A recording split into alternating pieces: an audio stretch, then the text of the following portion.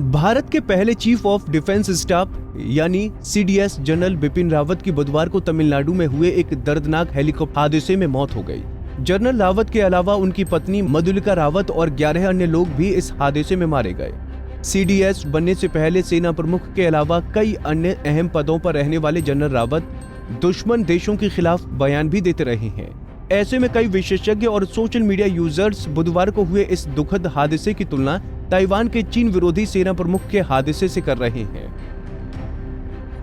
दरअसल रिपोर्ट्स के अनुसार ये घटना जनवरी 2020 की है। ताइवान में चुनाव का माहौल था। पूरा देश नए राष्ट्रपति के लिए वोट देने वाला था। इसी बीच खबर आई कि ताइवान के सेना प्रमुख की हेलीकॉप्टर हादसे में मौत हो गई। इस भीषण हादसे में chief of general staff Shane E Ming के अलावा 7 अन्य वरिष्ठ अफसरों की भी मौत हो गई थी। General Ming Black Hawk helicopter पर सवार थे, जिसे अमेरिका के सबसे आधुनिक और सुरक्षित हेलीकॉप्टरों में से एक माना जाता है।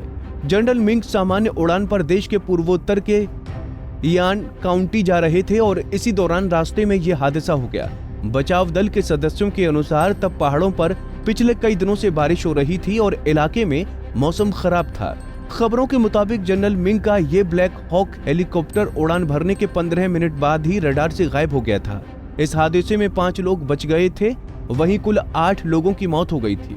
घटना के बाद ताइवान में चुनाव हुए और चीन की धुर विरोधी राष्ट्रपति त्साई इंग-वेन को जीत मिली। जनरल रावत की तरह से ताइवानी सेना प्रमुख मिंग भी काफी अनुभवी थे। यही वजह है कि भारत के रक्षा मामलों के विशेषज्ञ ब्रह्मा चेलानी ने जनरल रावत के हेलीकॉप्टर हादसे की तुलना ताइवान के सेना प्रमुख से की। उन्होंने ट्वीट में कहा, ऐसे समय पर जब चीन के साथ 20 महीने लंबे सीमा तनाव के चलते हिमाचली फ्रंट पर युद्ध जैसी स्थिति पैदा हो गई है, भारत के chief of defence staff general Rawat, उनकी पत्नी और 11 अन्य सैन्य कर्मियों की एक हेलीकॉप्टर दुर्घटना में दुखद मौत का इससे बुरा समय नहीं हो सकता था।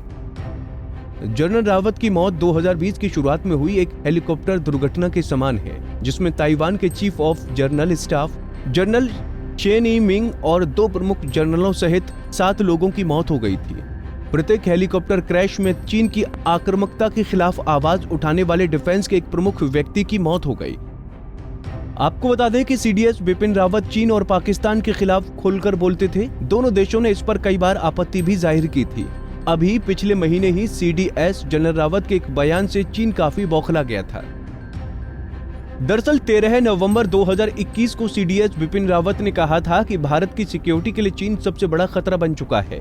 पिछले साल चीन से लगे सीमावर्ती इलाकों में लाखों जवानों और हथियारों की तैनाती की गई थी। उनका जल्द बेस की तरफ लौटना मुश्किल लगता है। चीनी रक्षा मंत्रालय के प्रवक्ता कर्नल वू क्यान ने रावत के इस बयान को उकसावे भरा, गैर जिम्मेदाराना और खतरनाक बताया था। उन्होंने कहा था कि ऐसे बयानों से जियोपॉलिटिकल टकराव को बढ़ावा मिल सकता है। भारतीय अधिकारी किसी बिना कारण के चीनी खतरे पर अटकलें लगाते रहते हैं, जो दोनों देशों की ऑफिशियली पॉलिसी के खिलाफ है। हालांकि रक्षा विशेषज्ञ ब्रह्मा चेलानी ने यह भी कहा, अजीब समानता का मतलब ये नहीं है कि दोनों हेलीकॉप्टर दुर्घटनाओं में कोई संबंध था या इसमें कोई बाहरी हाथ था। कुछ भी हो, प्रत्येक दुर्घटना ने आंतरिक सुरक्षा से जुड़े महत्वपूर्ण प्रश्न उठाए हैं, विशेष रूप से शीर्ष जनरलों को ले जाने वाले सैन्य हेलीकॉप्टर के रखरखाव से जुड़े प्रश्न। फिलहाल जनरल रावत के हेलीकॉप्टर हादसे के कारणों का पता नहीं चल पाया है और अभी ये जांच का विषय है। हमसे जुड़े रहने के लिए हमारे YouTube चैनल को सब्सक्राइब करें और नई वीडियो की नोटिफिकेशन के लिए बेल आइकॉन को दबाएं। अगर आप ये वीडियो Facebook पर देख रहे हैं तो लाइक जरूर करें और ज्यादा से ज्यादा शेयर करें। धन्यवाद।